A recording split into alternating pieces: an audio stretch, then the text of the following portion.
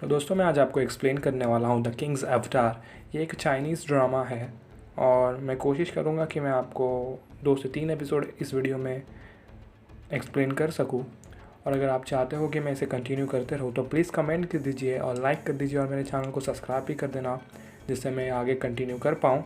और अगर आप चाहते हैं कि मैं किसी और ड्रामा को कवर करूँ, कोरियन ड्रामा, चाहे कोई भी ड्रामा हो, बस आप कमेंट कर देना और मैं ज़रूर उसको कवर करूँगा। तो मैं शुरुआत कर रहा हूँ किंग्स अवतार से। देखते हैं पहले एपिसोड में क्या हुआ। तो ये शो बेस्ड है एक आरपीजी गेम मॉडल पे, जिसमें प्लेयर को एक कैरेक्टर का रोल प्ले करना होता है गेम के अंदर। और जो हमारा मेन कैरेक्टर है वो एक जैशी नाम के टीम से खेलता है और वो उसका कैप्टन भी है। और इस आरपीजी गेम का नाम है ग्लोरी। और जैशी टीम पिछले 3 साल से लगातार सारे मैच जीतते आ रही है, पर इस बार जीतना इतना आसान नहीं होगा क्योंकि इस बार बहुत सारी कमाल की टीम compete कर रही है इस गेम में। और फिर हम थोड़े ही देर में मिलते हैं जैशी के दूसरे स्टार प्लेयर यानी कि सू मुशेंग से, और वो एक शूटर है। लॉन्ग डिस्टेंस फाइट में इसका बहुत बड़ा रोल होता है। जैसे हम पबजी खेलते हैं तो पबजी में हमारे टीम में कोई एक होता है जो स्नाइपिंग करता है, जो दूर के प्लेयर्स को ख़त्म करता है, वैसे ही ग्लोरी में भी शूटर का रोल बहुत इम्पॉर्टेंट होता है क्योंकि उसे कवर करना होता है सारे प्लेयर्स को। तो सू वही रोल प्ले करती है। तो गेम में दोनों टीमों में 5 प्लेयर होते हैं और जो अपोजिट टीम के सबसे ज़्यादा प्लेयर को एलिमिनेट कर देगा 15 मिनट के अंदर, 15 मिनट में गेम ख़त्म होता है। तो जिस टीम के सबसे ज़्यादा लोग एलिमिनेट हो चुके होंगे वो टीम हार जाएगी, और जिस टीम में सबसे ज़्यादा लोग बचे होंगे वो कंपटीशन जीत जाएगी। और फिर हमें बताया जाता है दूसरे प्लेयर्स के बारे में। मुझे नहीं लगता वो प्लेयर्स इतने ज़्यादा इंपॉर्टेंट है, इसके लिए मैं आपको नहीं बता रहा हूँ। और थोड़े ही देर में ये गेम शुरू हो जाती है और इस गेम में जो एनिमेशन है वो बहुत ज़्यादा ही कमाल का है। आई होप कि आप ये शो देखें, और नहीं भी देखा होगा तो मैं लिंक डाल दूँगा डिस्क्रिप्शन में, आप वहाँ से आप डाउनलोड कर सकते हैं इस शो को। पर इस शो में प्रॉब्लम क्या है, जो इसके सबटाइटल्स है उसमें बहुत ज़्यादा मिस्टेक्स है। कुछ चीज़ें तो मुझे समझ में ही नहीं आई, तो मुझे गूगल ट्रांसलेट से उसे ट्रांसलेट करना पड़ा। तो हो सकता है मैं बहुत सारे नाम गलत प्रोनाउंस कर दूँ या तो कुछ चीज़ें गलत बोल दूँ, क्योंकि जो ट्रांसलेशंस है उसमें बहुत ज़्यादा एरर है। क्योंकि ऑफिशियली डब ज़्यादातर नहीं होते, और होते भी है तो वो फ़ैन डब होते हैं, जिसके कारण बहुत सारे मिस्टेक्स होते हैं। अगर मुझसे गलती हो जाती है तो माफ़ कर देना। तो चलिए आगे चलते हैं। तो जब गेम चल रहा होता है, कांटे की टक्कर चल रही होती है दोनों टीम में। अभी तक दोनों टीम में से कोई एलिमिनेट नहीं हुआ होता है, सारे के सारे टीम मेंबर्स ज़िंदा होते हैं। तभी जैशी का एक रोल प्लेयर होता है जिसका नाम होता है डार्कनेस। गेम में जो रोल होता है उसका नाम होता है डार्कनेस। वो कैप्टन के ऑर्डर्स फॉलो नहीं करता और जाल में फंस जाता है जो सामने वाली टीम ने बिछाया होता है, और वो चला जाता है अंदर। वो सीधा हमला कर देता है सामने वाली टीम पे। और फिर हमें बताया जाता है कि उनकी चाल क्या थी। वो चाहते थे कि कोई उनका पीछा करे, और उसी मोमेंट पे डार्कनेस को मार दिया जाता है, और इससे सामने वाली टीम आगे चली जाती है, उनकी लीड हो जाती है क्योंकि उन्होंने सामने वाली टीम की एक प्लेयर को मार दिया है।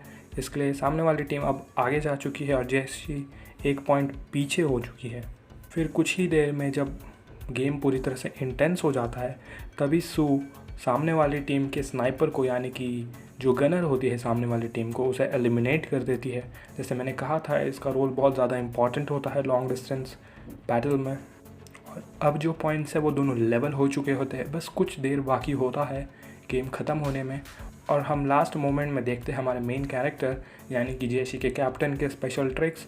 वो बहुत ही ज़्यादा मंझा हुआ खिलाड़ी होता है इस गेम का, और हम देखते हैं कि वो अपने ट्रिक से कैसे सामने वाले टीम के कैप्टन को ही एलिमिनेट कर देता है। बस कुछ 3 सेकंड बचे होते हैं और जैशी ये मैच जीत जाती है, क्योंकि जैशी ने 2 लोग को एलिमिनेट कर दिया है सामने वाली टीम से, और इनकी टीम से सिर्फ एक ही जन एलिमिनेट हुआ है।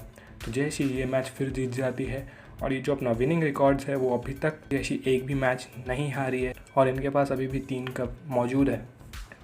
फिर हमें पता चलता है कि जैशी का जो कैप्टन है उसका चेहरा सिर्फ जैशी के टीममेट्स ही जानते हैं, या फिर उसके करीबी लोग ही जानते हैं कि वो है कौन। उसने कभी भी अपना चेहरा लोगों को नहीं दिखाया है, उसने पब्लिक अपीयरेंसेस भी नहीं की है, और उसे लाइमलाइट बिल्कुल भी पसंद नहीं है, और ना ही वो कोई पार्टी अटेंड करता है, ना ही कोई शो अटेंड करता है। फिर हम देखते हैं कि वो बैठ के अपनी टीम से बात कर रहा होता है कि उनसे गलतियाँ किस किस जगह पे हुई। और फिर वो कहता है डार्कनेस से, जिसका असली नाम है चेन यूई, और उसे कहता है कि वो ये मैच हार सकते थे क्योंकि उसने उसके ऑर्डर्स नहीं माने। और उसके बाद वो चेन यूई को टीम से निकाल देता है, यानी कि वो अब जेएससी का मेंबर नहीं है और वो किसी भी अगले मैच में नहीं खेलेगा।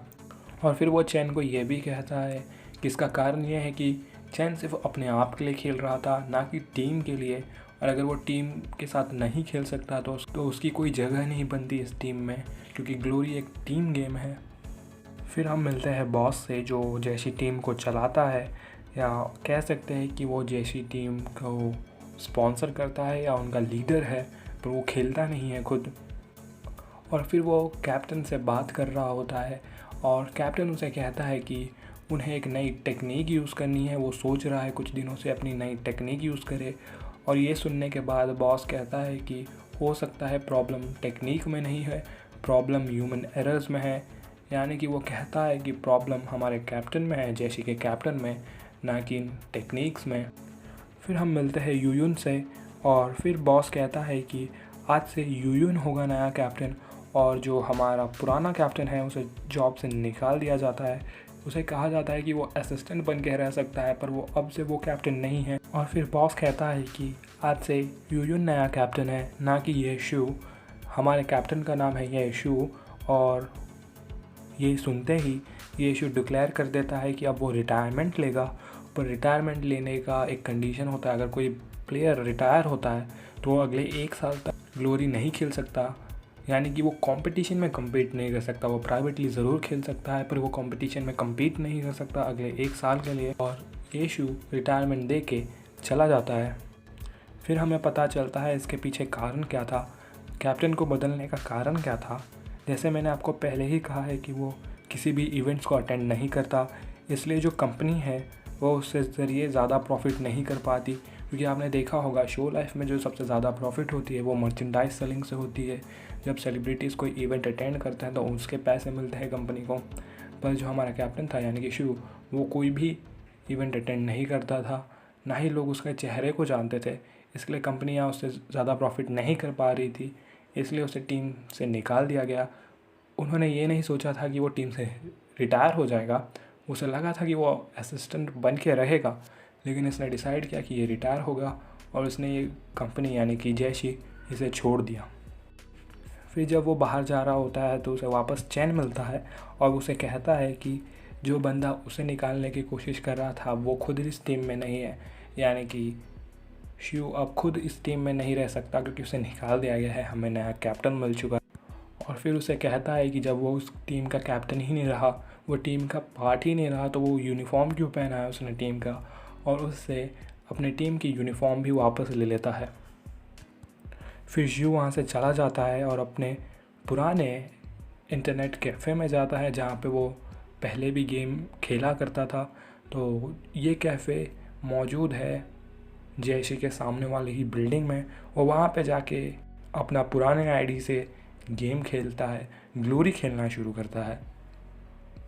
और जब वो अपनी पुरानी आईडी से खेलना शुरू करता है तब हमें दिखता है एक नया वेपन। ये अलग सा वेपन होता है जो यू पहले यूज़ किया करता था जेएससी ज्वाइन करने से पहले। फिर हमें एक बैक स्टोरी दिखाई जाती है उसके और उसके दोस्त के बीच में। वो मिल के एक वेपन पे तैयारी कर रहे होते और ये वेपन वही वेपन है, पर शायद उसका जो दोस्त है वो फेल हो चुका था। और मुझे लगता है कि शिव अब ये वेपन को खुद डेवलप करना चाहता है।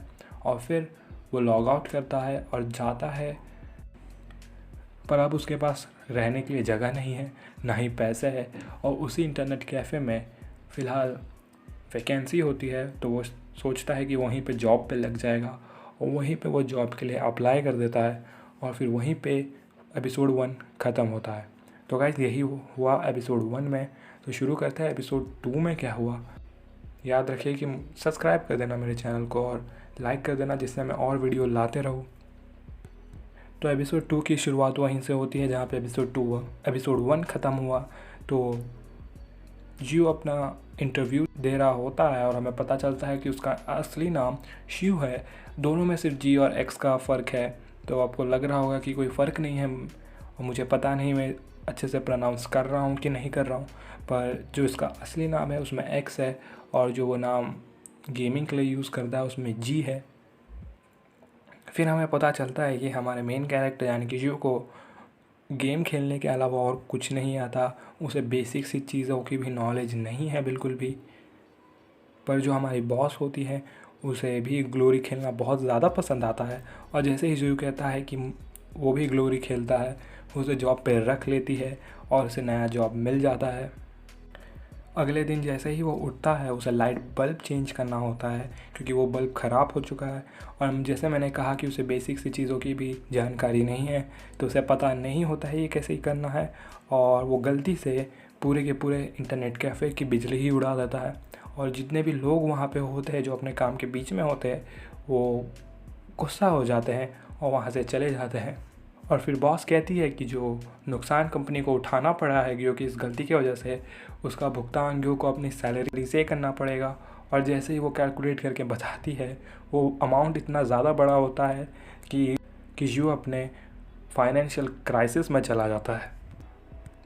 फिर हम मिलते हैं एक और कमाल के कैरेक्टर से जो कि सेम इंटरनेट कैफ़े में खेलने आता है और ये बंदा अपने आप को बहुत ही ज़्यादा होशियार समझता है।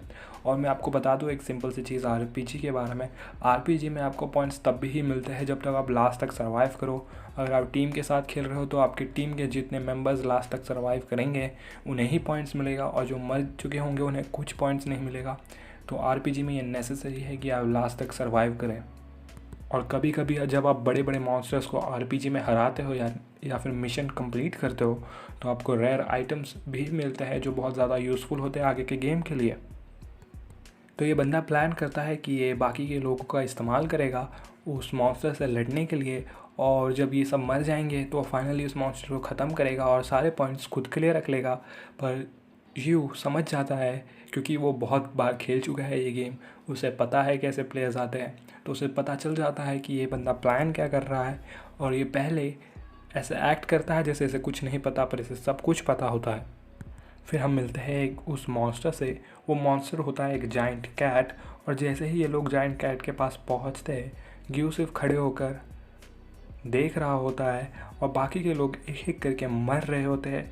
फिर वो अकेले ही उस जाइंट कैट को हरा देता है और हमें फिर से गियो की बैक स्टोरी दिखाई जाती है। वही सेम सी सीन वापस दिखाया जाता है जब हम उस दूसरे लड़के को देखते हैं और वो देख रहे होते हैं वो वेपन। तो हमें पता चलता है कि वो वेपन बनाने के लिए हमें बहुत सारी rare items almost 70 rare items की ज़रूरत है जिससे हम उस वेपन को वापस बना सकते हैं। और मुझे लगता है ज़्यू यही जमा करने की कोशिश कर रहा है। और इतने ही वक्त में ज़्यू ने वाइल्ड कैट को मार दिया ये खबर पूरे के पूरे इंटरनेट कैफ़े में फैल जाती है क्योंकि कैट एक बहुत बड़ा मॉन्स्टर है और कहा जाता है कि प्रोफेशनल प्लेयर्स को छोड़कर बाकी के कोई भी प्लेयर्स एक जाइंट कैट या फिर एक मॉन्स्टर लेवल थ्रेट को नहीं हरा सकते। पर उन्हें क्या पता कि जिनके साथ वो लड़ रहे हैं उसे गॉड कहा जाता है इस गेम का, और क्योंकि वो दूसरी आइडेंटिटी और दूसरे नेम के साथ खेल रहा होता है। और इस जाइंट कैट को मारने के बाद क्योंकि यू ने इसको अकेले ही मारा तो उसे 2 रेयर आइटम्स मिल जाती है, यानी कि जो 70 आइटम्स चाहिए उसमें से हमें 2 आइटम्स ऑलरेडी मिल चुकी है। फिर वो वक्त आता है जब जैशी टीम का प्रेस कॉन्फ्रेंस होना होता है और अभी तक किसी को नहीं पता होता है कि यू रिटायर हो चुका है। इतने में ही हम देखते हैं कि यूयन जैशी के बॉस के साथ बात कर रहा होता है और कह सकते हैं कि वो पूरी तरह से नर्वस होता है कि पब्लिक रिएक्शन क्या होगा। और थोड़ी ही देर प्रेस कॉन्फ्रेंस शुरू हो जाती है और जैसे हमने सोचा था वैसे ही लोगों को बहुत बड़ा झटका लगता है और लोग पूछने लगते हैं कि क्या ये नया कैप्टन पुराने कैप्टन जैसा है, क्या ये उतना केपेबल है जैसे टीम को लीड करने के लिए। फिर सब कहने लगते हैं कि क्या ये नया कैप्टन पुराने कैप्टन की जगह ले पाएगा। पर इतने में ही यून सिचुएशन संभाल लेता है ये कहकर कि यू ने ये जिम्मेदारी उस पर दे दी है, वो अपने पूर्व कैप्टन को नाराज़ नहीं करेगा बल्कि वो उससे अच्छा करके दिखाएगा।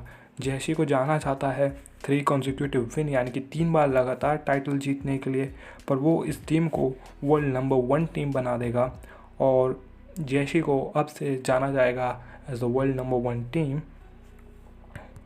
और ये सब सुनकर यू कहता है कि I don't know until I fight, मतलब जब तक मैं तुमसे लड़ूंगा ही नहीं तो मैं जानूंगा कैसे कि मैं बेटर हूँ या तू बेटर है। और उसके बाद सू मिलने आती है यू से, और मुझे लगता है यहाँ पे इन दोनों के बीच में बहुत अच्छी सी केमिस्ट्री बनाई जा रही है। फिर क्यों दूसरा मैच शुरू कर देता है, और इस बार फिर से वो उसी टीम को ज्वाइन करता है जिसके साथ उसने पहले खेला था। और इस बार वो बड़े शिकार पे जाते हैं, एक जाइंट स्पाइडर के शिकार पे। और उसके टीम मेंबर्स कहते हैं कि ग्यू लीड करे, क्योंकि पिछले बार सब मारे गए थे और सिर्फ यू जिंदा था, इसलिए उन्होंने कहा कि यू को पहले भेजो। और इस बार यू लीड करता है, वो मान जाता है। और देखते ही देखते वो पहुंच जाते हैं उस स्पाइडर के पास। इस बार सब खड़े होकर देख रहे होते हैं और सिर्फ यू अकेले ही उस स्पाइडर से लड़ रहा होता है। और थोड़ी ही देर में वो उस स्पाइडर को ख़त्म ही करने वाला होता है कि तभी उसकी बॉस उसके माउस को साइड कर देती है, क्योंकि उसको कुछ काम होता है। और वो यू को बुला लेती है और यू वहीं पे नीचे गिर जाता है। और वो स्पाइडर यू पे हमला करने लगता है। उसकी लाइफ ऑलमोस्ट पूरी तरह ख़त्म हो जाती है, सिर्फ थोड़ी सी लाइफ बची होती है। तो उसके टीम वाले क्या सोचते हैं कि जो वहाँ पे मौजूद एक बहुत बड़ा पत्थर है वो उसकी बॉडी पे गिरा दे, और अगर उसकी बॉडी पे गिर जाएगा वो पत्थर तो वो न्यूट्रल डैमेज होगा और यू मर जाएगा वहीं पे, ना और उसके पॉइंट्स लूज़ नहीं होंगे। इसके लिए वो डिसाइड करते हैं कि उस पर पत्थर गिरा दे। और जैसे ही वो पत्थर को आधे पे धकल रहे होते हैं, एपिसोड वहीं पे ख़त्म कर दिया जाता है। तो गाइस यही था सेकंड एपिसोड द एवटार्स। तो गाइस यही था second episode the Kings avatar का। और ये शो देख के मुझे ऐसा फील हो रहा है कि मैं स्वॉर्ड आर्ट ऑनलाइन देख रहा हूँ फ़िलहाल। मैंने अभी तक सिर्फ 6 एपिसोड देखे हैं इस शो के। मैंने अभी आपको सिर्फ 2 ही एक्सप्लेन किया है, पर मैंने खुद अभी ये पूरी सीरीज़ कंप्लीट नहीं की है। मैंने सिर्फ 6 एपिसोड्स देखे हैं और ये सीरीज़ बहुत ही अच्छी है। और अगर आप चाहते हो कि मैं ये कंटिन्यू करते रहूँ तो प्लीज़ लाइक कर देना इस वीडियो को और सब्सक्राइब भी कर देना मुझे, जिससे मैं ये कंटिन्यू कर पाऊँ आगे। और अगर आप लोग चाहते हो कि मैं किसी और शो को भी इंक्लूड करूँ या फिर किसी और शो को कवर करूँ तो नीचे कमेंट कर दो, मैं ज़रूर करूँगा। और लाइक कर दीजिए इस वीडियो को। और अगले वीडियो तक के लिए बाय।